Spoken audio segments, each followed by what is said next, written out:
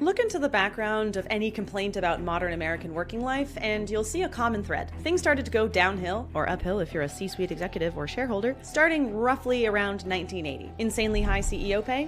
1980. Income inequality? 1980. Wage stagnation? 1980. And the weakening of unions? 1980. You can point to a lot of culprits for this erosion of middle-class wealth and power, but various experts, including the author of this book, make a pretty compelling case to lay a lot of the guilt for our modern working woes at the feet of these two men.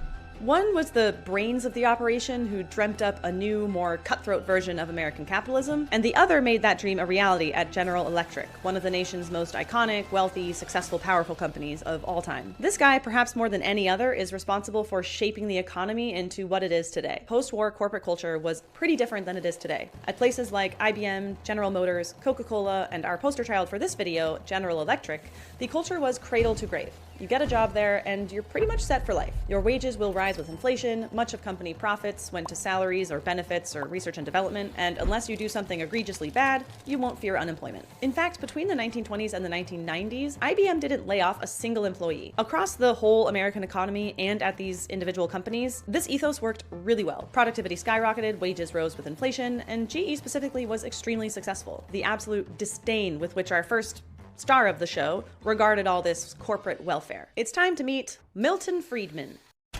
Friedman was a 20th century economist primarily based at the University of Chicago. He was the vanguard of a group of economists who had some thoughts on corporate welfare and the execs who practiced it. He wrote that they were preaching pure and unadulterated socialism. But the summary is this. In Friedman's view, business people who think they have any obligation other than making as much money as possible for shareholders need to grow up and put on their big boy ties. But back in 1970, Friedman's idea was anathema to how a lot of business people saw themselves and their responsibilities. It flew in the face of general corporate culture. And then the rest of the 70s happened. People who want to work but can't find jobs. They will reduce oil production. That decade put a ton of pressure on American companies to change up what they were doing and how. Inflation, the Vietnam War, repeat oil shocks, super high domestic spending, and new competition from other countries like Germany and Japan who had finally reached a stable post-war recovery. So the stage was set for a dramatic shift in how American companies went about their business, and the man in the starring role put Friedman's ideas into brutal practice when he took over as CEO of General Electric in 1981. Meet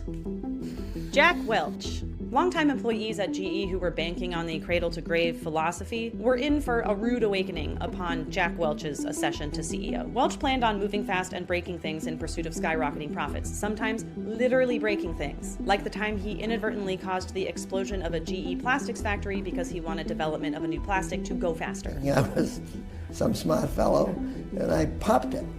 I mean, nobody died, but when factory explosion guy becomes your new boss, you better gird your loins.